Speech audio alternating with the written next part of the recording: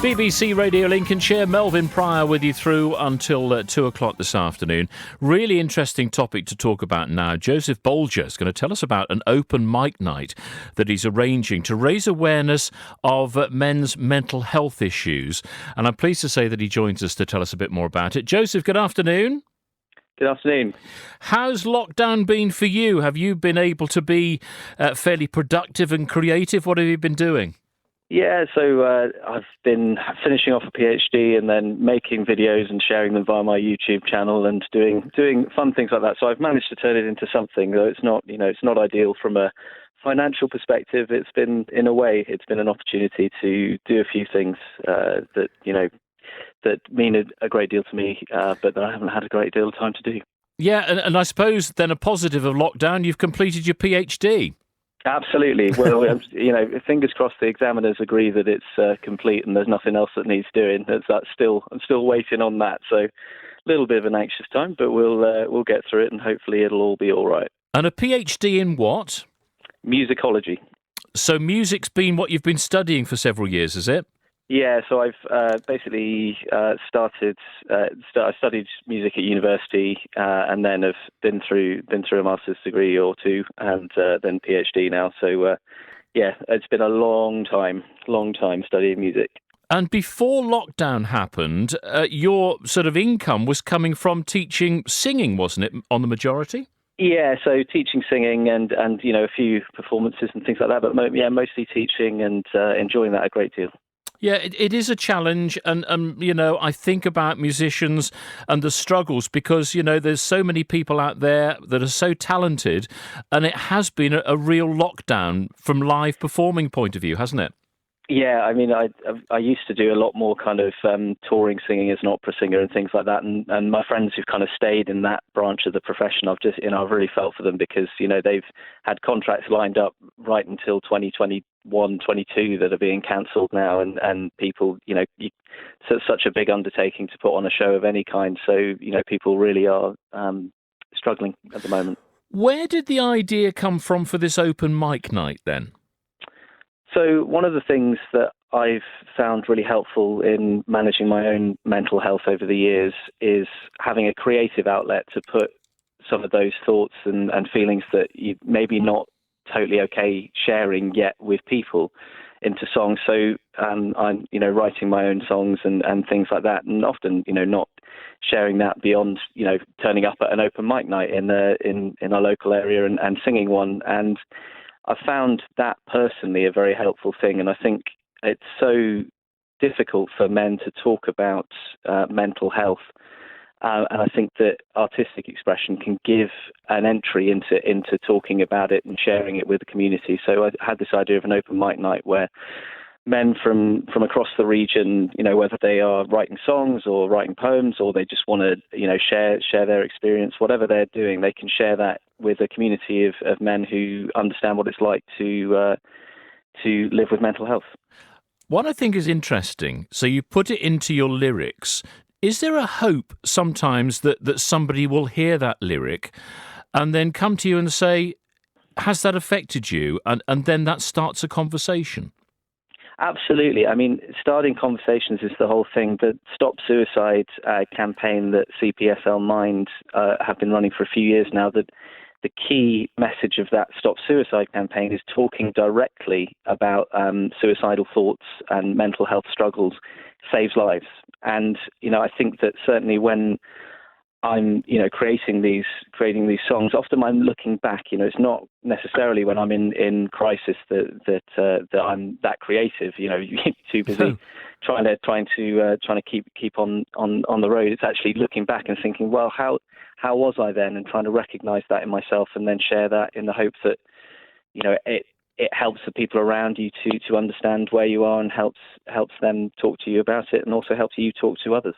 And what sort of places have you found yourself? When did the anxiety and depression start for you?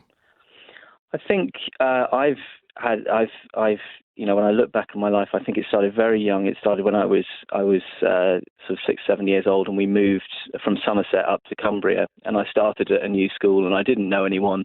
and everybody spoke differently to me, and everybody acted differently to me, and I just felt totally alone and isolated. And I think that was very formative. And then going through life, I think the things I've chosen to do, being a singer, working in classical music, they're high pressure environments where you don't get a lot of financial reward, and you're doing it for the love of it.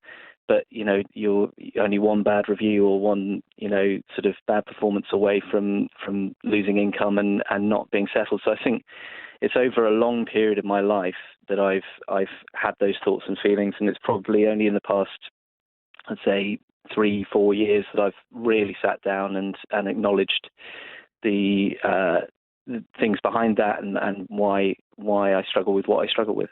You are quite open about things now. You talk about things, which obviously helps in many respects. Do you remember the first time you told someone about your anxiety and depression?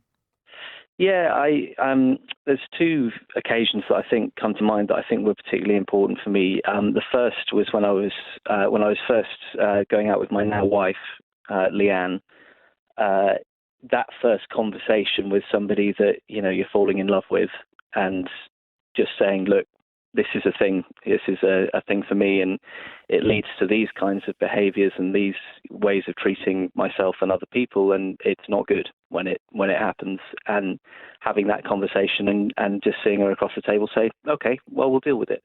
And that acceptance, obviously meant a huge amount in terms of that relationship and establishing the expectations of that relationship in a healthy way. And then the other one was starting a new job. I was singing in the cathedral choir at Peterborough, and when I started that job, I wasn't in an amazing place, and I, took the decision that trying to hide the way I was feeling from my colleagues was going to add to the problems. And I, sat them down with a coffee, a few of them down with a coffee, and I said, look, at the moment, I'm really struggling. I can get on with the job. And, they were like, what? You don't look like you're struggling. I think that's one of the things that people don't realize is if you live with this, you get very, very good at hiding it. And I think that acceptance again of, okay, well, we can deal with that. And, we'll help you through that. I think that those kinds of conversations where you're talking directly about these issues just take one of the biggest burdens off, which is the burden of secrecy. Exactly that. I mean, you're obviously a very good actor, in inverted commas, as well as a good singer. And this comes up time and time again when I talk about these sort of issues. Those two major things, the build up to thinking, I'm going to have to talk to my girlfriend, I'm going to have to tell her this, and she's now your wife, so thankfully that worked out. But the dread in your head would have been, if I tell her this, I might lose her. Same with talking to your work colleagues. If I tell them this, they might not think anything of it. I might lose the job. They are huge decisions, but you've got to be brave sometimes and take the upper hand yourself, haven't you?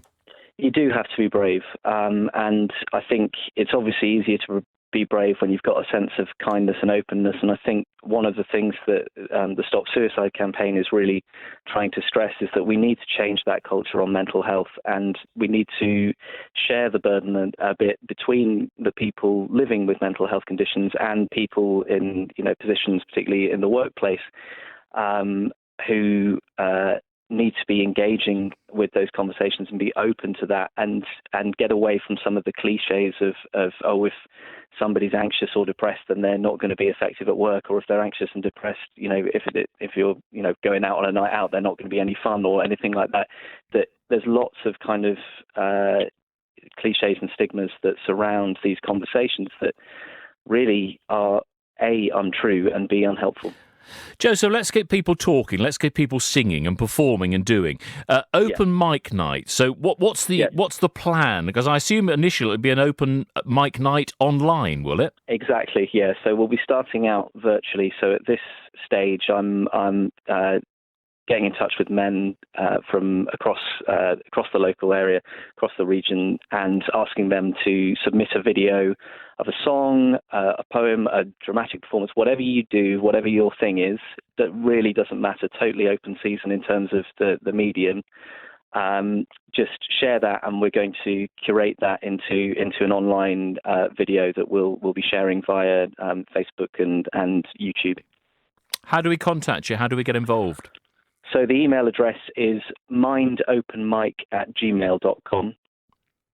And then also, if you just follow me on Facebook or Twitter, which is @JoeBolgerCT, that's @JoeBolgerCT, then I'll be posting about it, and you'll see other ways of getting in touch. But the email address is mindopenmic@gmail.com. So if you've got an idea for a video, just drop me an email at that address, and I'll be in touch with some guidelines on submission. Joseph, lovely chatting with you, and thanks for being so open and honest with us on the programme today. Wish you well for the future.